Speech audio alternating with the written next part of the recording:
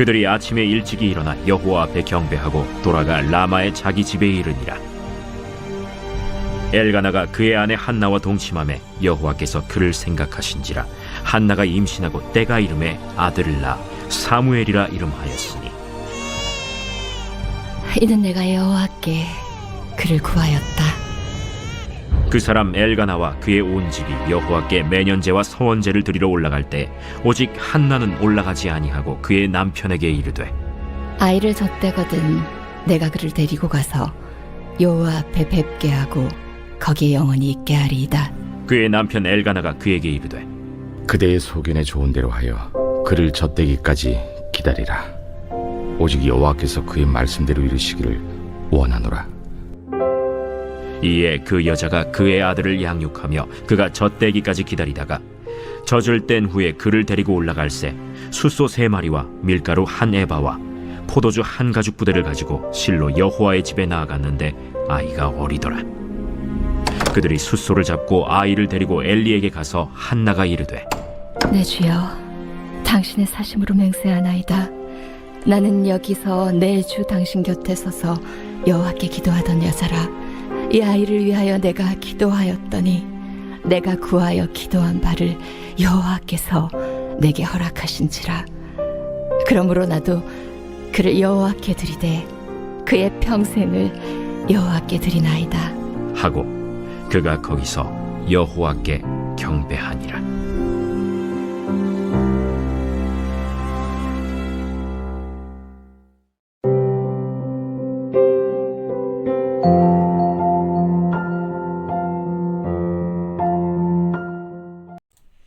여러분 반갑습니다. 오늘도 귀트로 여는 기막힌 하루입니다. 본 말씀 사무엘상 1장 19절부터 28절의 말씀입니다. 자, 오늘 한나는 그토록 기다리던 아들을 얻게 되었습니다. 그런데 그 귀한 아들을 평생 하나님께 바치기로 결단합니다. 한나는 어떻게 하나님께 이 귀한 아들을 드릴 수가 있었습니까? 자, 먼저 첫 번째로 하나님이 기억하시기에 드렸습니다. 자, 오늘 19절의 말씀에 보니까 그들이 아침에 일찍이 일어나 여호와 앞에 경배하고 돌아가 라마의 자기 집에 이르니라. 엘가나가 그의 아내 한나와 동침하며 여호와께서 그를 생각하신지라 그랬습니다. 자, 방금 읽은 말씀을 보면 하나님께서 그를, 그러니까 한나를 생각하셨다고 합니다. 그런데 여기서 생각하셨다는 말의 원어의 뜻은 기억하셨다 라는 의미가 있습니다. 여러분, 우리 인간의 기억력은 참 문제가 많습니다. 그래서 좋은 것, 잘해준 것, 감사한 것은 너무 쉽게 잊어버리지만 나쁜 것, 못해준 것, 불행한 것은 평생 기억하며 살아갑니다. 그래서 우리는 어쩌면 스스로 불행을 자초하는지도 모르겠습니다. 자, 그런데 하나님의 기억력은 정반대입니다. 하나님은 우리가 하나님을 배반했던 것, 하나님의 마음을 아프게 했던 것, 하나님 앞에 죄를 지었던 것에 대해서 우리가 회개하기만 하면 생각하지도 않으시고 기억하지도 않으신다고 하십니다. 히브리서 8장 12절의 말씀에 보니까 내가 그들의 불의를 긍휼히 여기고 그들의 죄를 다시 기억하지 아니하리라 그랬습니다. 여러분, 그런데 반대로 우리 하나님은 우리가 하나님을 위하여 했던 작고 사소한 일까지도 잊지 아니하시고 기억하시는 하나님이시죠. 그래서 우리가 하나님께 드리는 것에는 결코 손해가 없습니다. 하나님은 내가 주께 드린 것을 반드시 기억하시고 갚아주시는 하나님이십니다. 누가복음 6장 38절에서 예수님이 이렇게 말씀하십니다. 주라, 그리하면 너희에게 줄 것이니 곧 후히 되어 누르고 흔들어 넘치도록 하여 너희에게 안겨주리라. 여러분, 우리가 이 말씀을 읽을 때 우리는 워낙 기복적인 사람들이기 때문에 우리의 눈에는 후히 되어 누르고 흔들어 넘치도록 하여 안겨주리라는 말씀만 보입니다. 그 말씀만 붙잡습니다. 여러분, 그러나 이 구절에서 핵심이 되는 단어는 바로 주라 라고 하는 이 명령어입니다. 주라, 그러면 그 다음에 후이되어 누르고 흔들어 넘치도록 하여 너희에게 안겨주는 은혜를 베풀어 주신다는 것입니다. 자, 그런데 여기서 중요한 것은 이 주라는 명령과 후이되어 누르고 흔들어 넘치도록 하여 너희에게 안겨주겠다는 하나님의 보상이 연결되려면 반드시 이 사이에, 주는 것과 보상의 사이에 반드시 필요한 것이 있습니다. 그것이 바로 하나님의 기억입니다. 자, 만약 내가 주라는 하나님의 명령에 순종했는데 하나님이 나의 행위를 기억하지 못하신다면 후이되어 누르고 흔들어 넘치도록 하여 너희에게 안겨주는 하나님의 보상은 주어지지 않는 것입니다. 여러분, 우리가 하나님의 말씀에 순종하여 줄 때 그것에 합당한 보상이 따라오는 것은 하나님이 그것을 기억하셨기 때문입니다. 그러므로 하나님이 우리를 기억하시고 생각하시는 것은 하나님이 우리를 향해 베푸실 수 있는 가장 은혜로운 행동인 것입니다. 자, 한나도 마찬가지입니다. 한나가 자신의 사랑하는 아들을 어떻게 줄 수 있었습니까? 그것은 하나님이 그것을 기억하신다는 믿음이 있었기 때문입니다. 그리고 아들을 내어줌을 통해 후이되어 누르고 흔들어 넘치도록 후이 갚아주실 것을 이 한나는 믿었던 것입니다. 여러분, 하나님이 여러분의 모든 것을 기억하십니다. 특별히 내가 주를 위해 드렸던 작고 사소한 것까지도 하나님은 반드시 기억해 주십니다. 그리고 내 물질도 시간도 정성도 내가 하나님을 위해 드렸던 것을 받으시고 기억하셔서 반드시 나에게, 그리고 내 자녀들에게, 또 그리고 우리 후손들에게 반드시 후하게 갚아 주실 것을 믿으시기 바랍니다. 자, 한번 질문해 봅니다. 내가 주로 기억하는 것은 무엇입니까? 하나님은 나의 죄와 허물은 잊으시지만 내가 주를 위해 드린 것은 작은 것 하나도 기억하신다는 것을 믿으십니까? 내가 하나님을 위해 즐거이 드려야 할 것이 구체적으로 무엇이라고 생각합니까? 자, 두 번째로 하나님이 키워주시기에 하나님께 드릴 수 있습니다. 자, 오늘 본문의 21절 23절의 말씀에 그 사람 엘가나와 그의 온 집이 여호와께 매년제와 서원제를 드리러 올라갈 때 오직 한나는 올라가지 아니하고 그의 남편에게 이르되 아이를 젖대거든 내가 그를 데리고 가서 여호와 앞에 뵙게 하고 거기에 영원히 있게 하리이다 하니 그의 남편 엘가나가 그에게 이르되 그대의 소견에 좋은 대로 하여 그를 젖대기까지 기다리라. 오직 여호와께서 그의 말씀대로 이루시기를 원하노라 하니라. 이에 그 여자가 그의 아들을 양육하며 그가 젖대기까지 기다리다가 그랬습니다. 자, 너무나 감사하게도 엘가나와 한나는 이 귀한 아들을 하나님께 드리는 것에 한 마음이 되었습니다. 여러분, 바로 이것이 신결혼이 중요한 이유입니다. 이렇게 귀한 아들을 하나님께 드리기로 결정할 수 있었던 것은 같은 믿음, 같은 말씀으로 이루어진 신결혼이었기에 바로 이러한 아름다운 모습이 이루어질 수 있는 것입니다. 그래서 신결혼이 너무 중요합니다. 자, 그런데 한나는 하나님께 드리되 이 아이가 젖을 떼기 전까지는 자신이 양육하겠다고 합니다. 오늘 성경에 보면 이 젖떼기까지라는 표현을 4번이나 반복하고 있습니다. 왜냐하면 이 시기가 매우 중요하기 때문입니다. 이 당시 중동 지방에서는 적어도 3년은 아이에게 젖을 먹였다고 합니다. 그런데 오늘날 이 3년이 교육학적으로 인간의 일생에서 가장 중요한 시기라는 것이 이미 증명이 되었습니다. 학자들의 연구에 의하면 태어나서 3살까지의 기간에 엄마와 아이의 애착 관계가 이 부부 관계에서나 인간 관계에서 기본이 된다고 합니다. 여러분, 오죽하면 3살 버릇이 80까지 간다고 했겠습니까?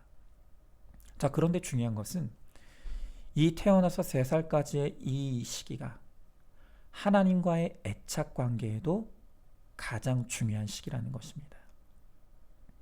이 시기에 부모가 자녀에게 했던 신앙 교육이 바로 그 아이의 구원 여부를 결정하는 결정적인 시기라는 것이죠.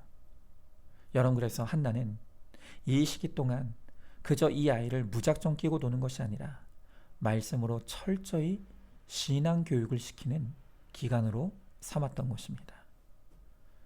여러분, 모든 것에는 때와 타이밍이 중요합니다. 때를 놓치면 아무리 노력해도 안 되는 것이 있습니다. 아직 고집이 덜하고 자아가 형성되지 않은 이 3살 무렵에 부모들이 자녀들의 신앙 교육에 힘써야 합니다. 물론 그 이후에도 계속해서 신앙 교육은 이루어져야 합니다. 하지만 특별히 이 때를 놓치면 그 이후에는 정말 자녀들에게 믿음을 심어주는 것이 너무 어려워지는 것입니다. 그런데 우리는 어떻습니까? 오늘 우리 부모들이 자기 열등감을 해결하기 위해서 아직 말도 안 된 아이들에게 영어를 가르치고 수영에 발레에 악기까지 정말 세상 교육에 열을 올립니다. 그러면서도 신앙 교육은 등한시하죠. 그러다 나중에서야 하나님을 전하고 믿음을 강조해도 그때는 이 죄된 자아가 강해지고 고집이 세져서 더 이상 부모의 말을 듣지 않으려고 하는 것입니다. 여러분, 어디 그뿐입니까? 이렇게 자녀들에게 타락한 세상의 인본주의적인 학문과 가치관만 교육하면 나중에 아이들이 돈 때문에 부모를 무시하고 버리는 일들이 벌어지는 것입니다. 여러분, 그러나 어릴 때부터 하나님을 가르치고 말씀을 가르치면 부모가 배웠던 못 배웠던, 가졌던 못 가졌던, 그것이 하나님이 기뻐하시는 뜻이기 때문에 부모를 공경하는 자녀가 되는 것입니다. 여러분, 그러니 자녀에게 부지런히 하나님을 가르치고 말씀을 가르치는 것이 최고의 노후 준비라는 것을 알아야 합니다. 여러분이 자녀를 믿음으로 양육하는 것은 무엇보다 중요합니다. 부모가 자녀를 하나님과 말씀 앞으로 인도하기만 하면 하나님이 자녀의 인생을 책임지시고 키워주십니다. 제가 목회자 자녀로 자라면서 부모님으로부터 들었던 제일 듣기 싫었던 말이 무엇인가 하면, 내가 교회에 충성하면 하나님이 자녀들은 책임져 주신다 라는 말이었습니다. 제 부모님은 입버릇처럼 늘 그렇게 말씀하시곤 했습니다.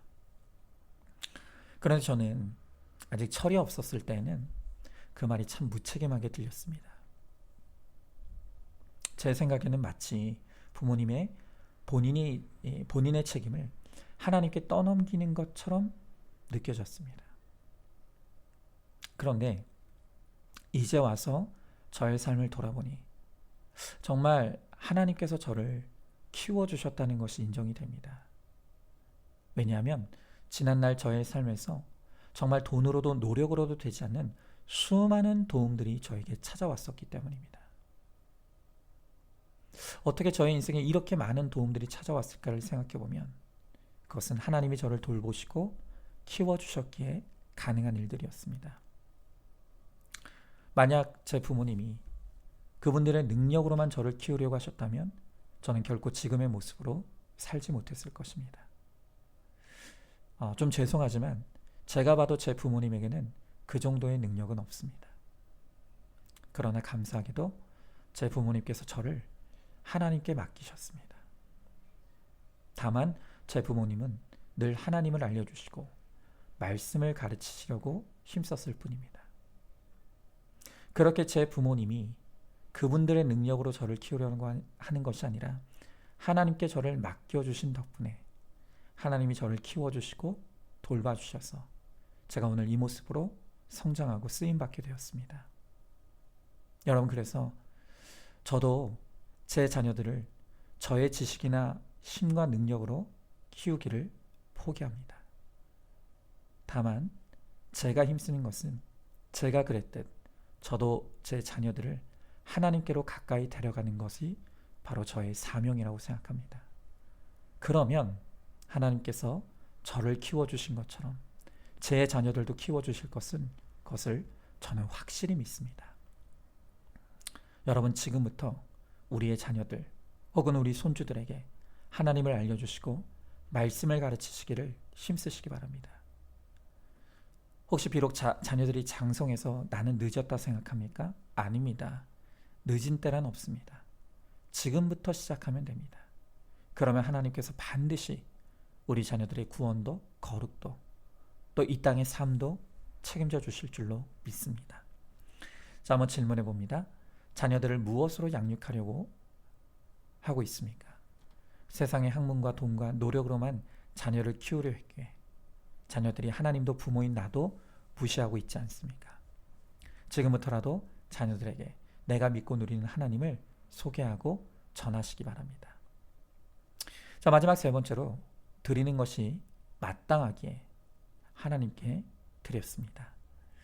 자, 오늘 27절 28절 말씀에 이 아이를 위하여 내가 기도하였더니 내가 구하여 기도한 바를 여호와께서 내게 허락하신지라. 그러므로 나도 그를 여호와께 드리되 그의 평생을 여호와께 드리나이다 하고 그가 거기서 여호와께 경배하니라 그랬습니다. 자, 한나와 엘가나가 드디어 젖된 아이를 드리기 위해 성전에 갑니다. 자, 그런데 그들이 아들만 드리는 것이 아니라 수소 3마리와 밀가루와 또 포도주를 예물로 함께 가져갑니다. 그러니까 일반적으로 드리는 예물보다 3배를 더 준비했습니다. 세상적으로 생각하면 눈에 넣어도 안 아플 아들을 바치는 것만 해도 아까운데 거기다 예물까지 드리는 것이 너무 바보처럼 보이고 손해보는 것처럼 생각될 수 있습니다. 여러분, 그러나 한나는 이 귀한 아들을 드리는 것도 이 많은 예물을 드리는 것도 하나도 아깝지 않았습니다. 오히려 즐거이 드릴 수 있었습니다. 왜냐하면 한나는 자신이 바치는 것과는 비교조차 할 수 없는 말로 다 할 수 없는 은혜를 하나님께로부터 이미 받은 것을 깨달았기 때문입니다. 여러분, 오늘 한나가 고백하는 것이 무엇입니까? 내가 기도하였더니 하나님께서 나에게 주셨다는 것입니다. 그러므로 하나님이 내게 베풀어 주신 은혜가 너무 크고 놀랍기에 나도 여호와께 드린다고 고백하는 것입니다.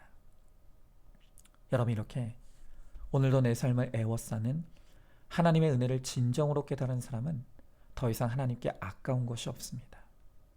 그래서 내 시간도 재물도 더 드리고 싶어집니다. 여러분, 우리가 드릴 수 있는 것이 너무 감사해서 예물과 시간과 정성을 드리는 것이 그게 바로 진짜 예배입니다. 혹시 오늘 여러분들 가운데 내가 어쩌다가 목자가 돼서 내 돈과 시간을 써야 하는가?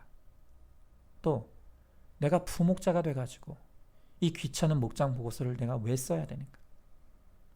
또한 이 아까운 시간에 내가 왜 이 찌질한 사람들과 목장에 모여서 모임을 해야 하는가? 이러면서 생색을 내고 불평하고 있지 않습니까? 그러면 구원의 상급이 오다가도 다시 도망갑니다. 여러분, 내 시간, 내 재물 그런 거 없습니다. 주님이 나 같은 죄인을 구원해 주셨는데 시간도 재물도 다 하나님께서 주신 것인데 우리가 무엇을 드린다고 생색낼 수가 있겠습니까? 값없이 주셨기에 값없이 드린다는 생각이 구원받은 자의 합당한 태도입니다. 구원의 은혜가 감사해서 섬기고 드리면 우리가 드린 것을 하나님이 기억하시고 갚아주실 뿐만이 아니라 그것을 사용하셔서 하나님의 놀라운 구원의 역사를 이루어 가십니다. 그러니 하나님께 드리는 것은 하나도 아까울 것이 없습니다. 오늘도 하나님께 나의 모든 것을 즐거이 드림으로 하나님께서 후히 되갚아 주시는 그 은혜를 누리시기를 소망하시기 바랍니다.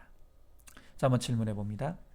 생색과 억울함과 아까움이 올라오고 있는 것이 무엇입니까? 그래서 내가 누릴 것이 하나도 없다는 것을 알고 있습니까? 마땅히 베풀어 주신 하나님의 은혜를 헤아리며 묵상해 보시기 바랍니다.